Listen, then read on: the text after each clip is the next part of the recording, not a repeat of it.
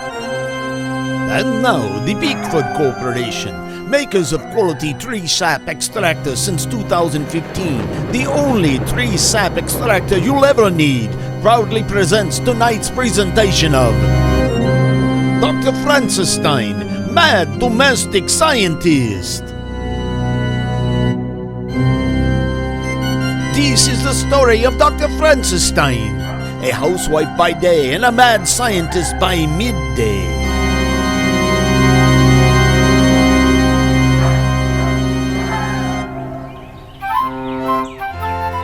As today's episode begins, Frances has prepared breakfast for her husband Harold and their two children, Bobby, age 9, and Sally, age 7, to get them started on their days.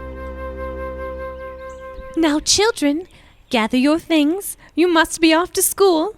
Yes, Mummy. Yes, Mummy. And when I return home, Mummy, remember you promised to help me study for my history exam. Yes, of course, Bobby. I say, my dear Frances, you look absolutely bewildered and befuddled. What has you in such a state, my dear? Oh, Harold, I do hope I'm up to the task of helping our dear Bobby prepare for his history examination. Why, of course you are, my dear. If anyone can pass muster on such an undertaking, it is you. I am certain that you will conjure up some formula for success. Formula for success? Yes, of course. That is the answer. What is that, my dove? Oh, nothing, my darling. Simply thinking out loud. Well, I must be on my way to work. But before I go, allow me to give you a peck upon the cheek.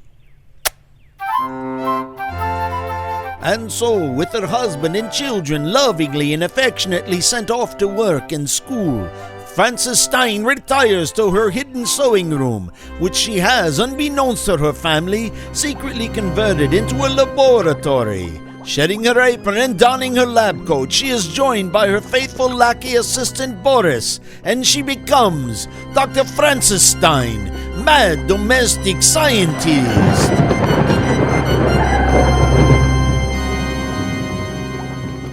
Now I can get down to business. Mad domestic scientist business. Boris, my totally submissive and adoring minion. Where are you? I am right here, Doctor, ready and eager to see what experiment you will be attempting today. Today we shall be addressing the problem of my assisting my dear son Bobby in studying for a very important history exam. I must confess, I'm feeling much fear and trepidation concerning my ability to adequately assist him. Oh, but Doctor, you are brilliant and intelligent and clever and bright. Your mind is the superior of every mind I know. Well, Boris, my fawning underling, your reverent grovelling is commendable, but I fear history is a subject I'm not quite as brilliant in as all others. So, what can be done, Doctor? The answer's painfully obvious. I must create a serum that will transform me into a fully provisioned history expert. A history buff, if you will. I will call it the History Genius Serum. Ah, yes, a brilliant plan, Doctor, brilliant. Grovel later, Boris. We must get to work. And so, Dr. Francis Stein sets herself to the task of creating a serum that will transform her into a genius of history. She mixes salmon oil with ground walnuts and dark chocolate. Salmon oil and ground walnuts are considered among the best brain foods. I do so love dark chocolate. She adds a touch of curcumin and choline. Helpful substances for improving brain power. And monounsaturated fats. Better make that monosaturated thins. I'm watching my weight. She then mixes in downloadable pages from her history website, and soon her work is done.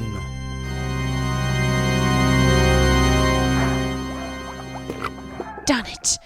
I've created the History Genius Serum.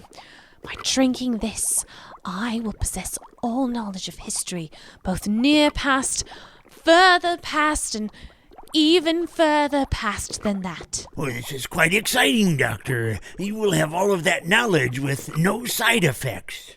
No side effects? Wait a moment here. You inadvertently bring up a good point. Oh, I do? Of course. Once again, your near total incompetence has compelled you to indicate that this history serum would have no side effects, when in reality, it may very well have side effects.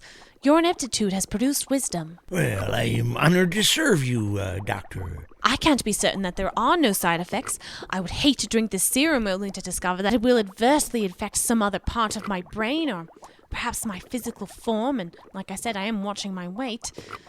I may become a genius in history only to become mediocre in mathematics, or my newfound knowledge could come at the expense of my finely proportioned hands. Oh, that would be disappointing, Doctor. I must first test my serum on some lower form of life, on some creature whose quality of life is such as to make the risk of negative consequences, well, inconsequential.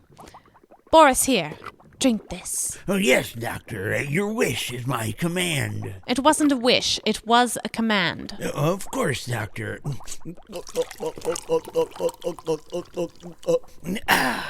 Rather tasty, I must say, Doctor. You don't appear to have suffered any recognizable variations or mutations. But I must also see if the serum was successful in making you a genius in history.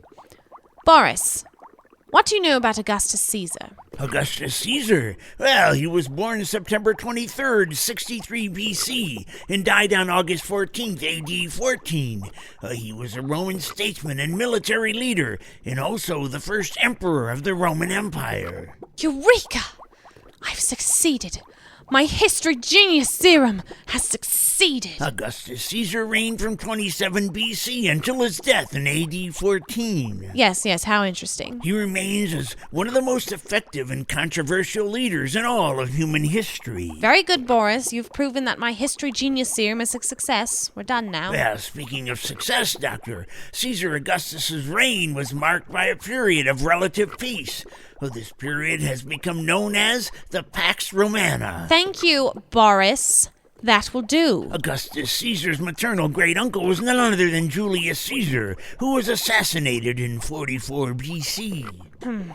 It appears as though my history genius serum does have a side effect. It has changed my submissive and dull-witted servant into an arrogant, incessant chatterbox. And those who supported the assassination of Julius Caesar. I must stop this and refine my serum to eliminate this annoying consequence. Oh, but look at the time. Harold and the children will be home long before I will be able to both stop Boris's tiresome ramblings and fine-tune my serum. And of course, I do need the information that's now residing in his misshapen head if I'm to help Bobby study for his exam. I shall have to use Boris as a study tool. Yes, that's it. But first, I must bring him under my complete control.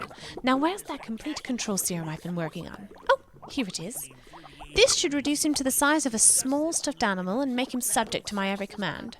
Boris, stop talking long enough to drink this serum. A great rival of Julius Caesar. Honestly, Boris, stop being such a bore and drink this serum. After their victory Boris, over... I'd like you to drink this serum and tell me if it's similar to the serum Mark Antony offered Augustus Caesar when they met in 30 BC. Oh, yes. I would be glad to provide you with my expert opinion, Doctor.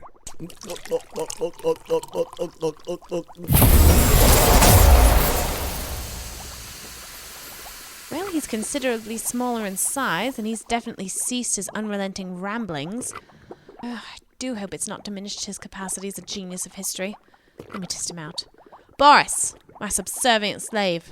Yes, mistress. What happened when Lepidus ordered Augustus to leave Sicily? Augustus was insulted and offered Lepidus's army more money than Lepidus could pay, causing them to defect to Augustus.